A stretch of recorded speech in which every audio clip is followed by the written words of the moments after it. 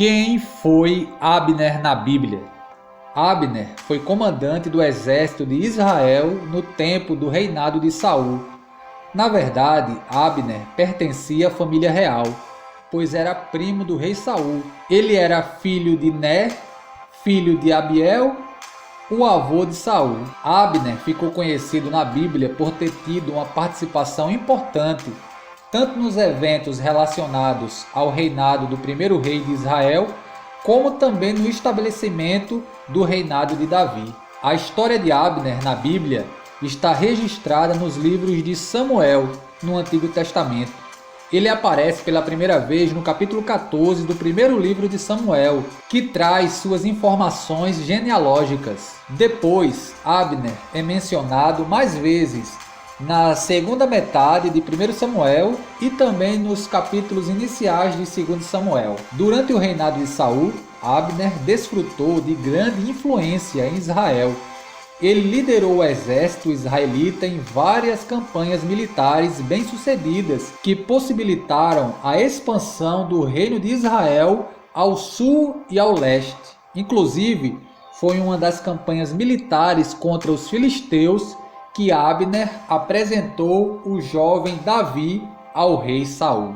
Quando o ódio invejoso de Saul se inflamou contra Davi, Abner liderou as tropas que perseguiram Davi. Nesse tempo, parece que Abner serviu como um guarda-costas de Saul. Num episódio muito conhecido, Davi conseguiu se aproximar de Saul enquanto ele dormia e pegou a lança e o jarro de água que estavam perto da cabeça dele.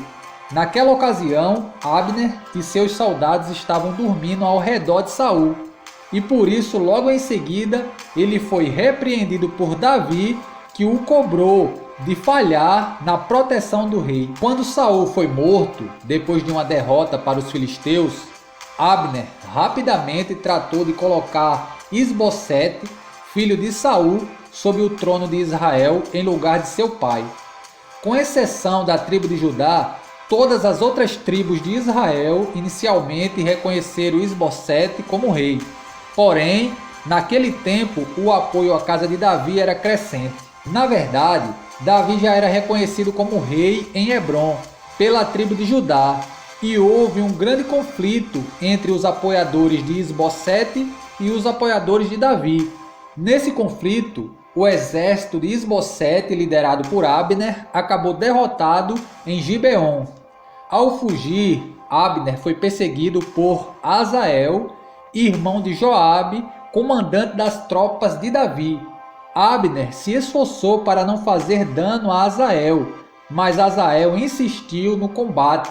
Então, em autodefesa, Abner matou Asael com uma lança. Abner ficou muito poderoso em Israel depois da morte de Saul. Ele exercia uma influência muito grande entre as tribos israelitas. Então, num dado momento, Isbosete acusou Abner de ter se relacionado com Rispa, que era uma concubina real. Com essa acusação, Isbosete insinuou que Abner estava conspirando para se apoderar do trono de Israel quando se relacionou com Rispa.